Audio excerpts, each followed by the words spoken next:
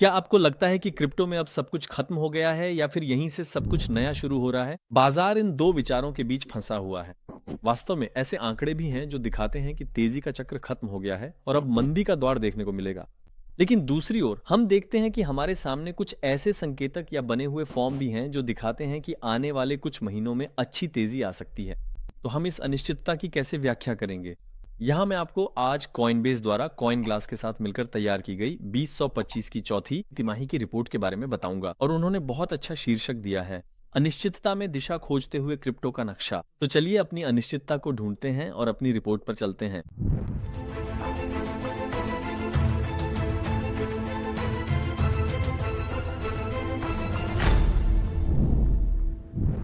दोस्तों, हाल ही में क्रिप्टो में बहुत असामान्य हलचलें हुई हैं। सोने ने एक के बाद एक रिकॉर्ड तोड़े हैं। शेयर बाजार के सूचकांक नई ऊंचाइयों पर पहुंच गए। जब बाजार ऊपर जा रहा था और M2 आपूर्ति बढ़ रही थी, तब बिटकॉइन स्थिर रहा और ओल्ट कॉइन उछलते उछलते नीचे आ गए।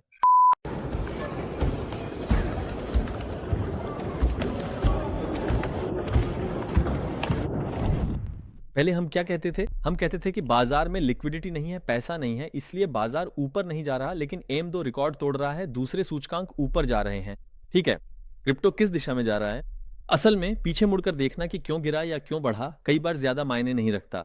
लेकिन अब तो इतनी बेवजह गिरावट हो रही है कि अब तो हम कोई तर्क संगत वजह भी नहीं ढूंढ पा रहे हैं। लेकिन हम ये कह सकते हैं, क्रिप्टो एक जोखिम भरा संपत्ति है और अनिश्चितता को पसंद नहीं करता, और दुनिया की महाशक्ति की ओर से एक अनिश्चितता है, युद्ध, शुल्क, ये सब सच कहें तो क्रिप्टो में भरोसे को कम कर रहे हैं। लेकिन जब हम कॉइनबेस की रिपोर्ट देखते हैं तो असल में रिपोर्ट हमें यह बताती है, तुम अल्टकॉइन से सिर ही नहीं उठा पा रहे हो। एक कहावत है, मैं एक्स ट्विटर पर बहुत बार देखता हूँ, टीवी से सिर उठाओ और असली ग्राफिक्स को देखो, बिटकॉइन और एथीरियम के ग्राफ को देखो। वह कहना चाहता है कि असली क्रिप्टो यही है। अब मैं इस वीडियो में यही समझाऊंगा। बाजार के खिलाड़ी क्या सोचते हैं? कॉइनबेस 17 सितंबर से 3 अक्टूबर के बीच एक महत्वपूर्ण सर्वे करता है और इसके नतीजे ये हैं। संस्थागत निवेशकों में 67% और व्यक्तिगत निवेशकों में 62% को उम्मीद है कि बिटकॉइन $1,30,000 से ऊपर जाएगा। फिर भी संस्थागत निवेशकों में से 45% का मानना है कि हम एक देर से बुल साइकिल में हैं। प्रतिभागियों की सबसे बड़ी चिंता वही मैक्रो इकोनॉमिक डेटा और अनिश्चितताएं हैं, जिनका मैंने वीडियो की शुरुआत में भी जिक्र किया था। रिपोर्ट में ETF का भी जिक्र किया गया है। इस समय सभी की उम्मीद यही है, अगर सलांका कॉइन के लिए ETF आ जाए तो क्या हम जबरदस्त मुनाफा कमाकर निकल सकते हैं। लेकिन रिपोर्ट कहती है कि अब ETF बाजार के लिए ऐसा कोई उत्प्रेरक नहीं रहेगा जो ज्यामितीय रूप से बढ़ोतरी कराए। इसके बजाय अब यह कहता है कि ETF बाजार का एक हिस्सा बन चुका है। प्रिडिक्शन मार्केट्स यानी भविष्यवाणी बाजार नाम की एक चीज है दोस्तों। आपने पॉली मार्केट को अक्सर देखा ही होगा। रिपोर्ट कहती है कि पॉली मार्केट जैसे प्लेटफॉर्म पर कुल लॉक्ड एसेट्स इस समय अब तक का रिकॉर्ड तोड़ रहे हैं।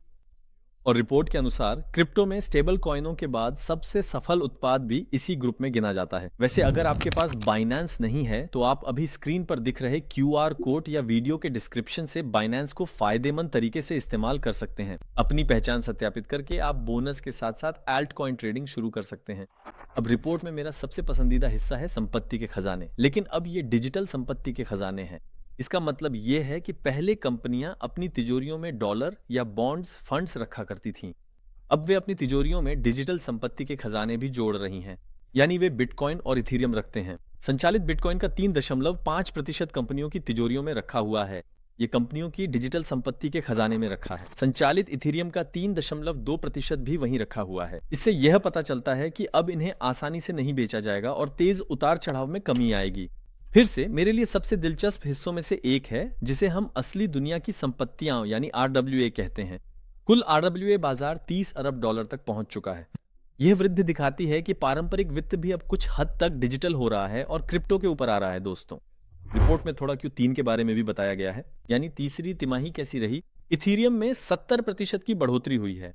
एवाक्स में तीसरी तिमाही में 64% की बढ़ोतरी हुई है। बिटकॉइन की बढ़ोतरी इनके मुकाबले कम रही।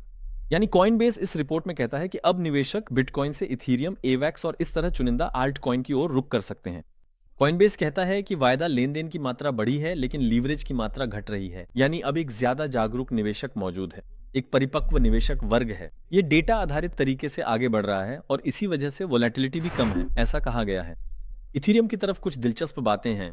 तीसरी तिमाही में इथीरियम बिटकॉइन को ETF के मामले में पीछे छोड़ रहा है। दोस्तों, इथीरियम में 9.4 अरब डॉलर की एंट्री हुई, जबकि बिटकॉइन में सिर्फ 8 अरब डॉलर की एंट्री देखी गई। साथ ही इथीरियम नेटवर्क पर लेन देन की संख्या रिकॉर्ड तोड़ रही है। वहीं गैस फीस भी पिछले 2 सालों के सबसे निचले स्तर पर पहुंच गई है।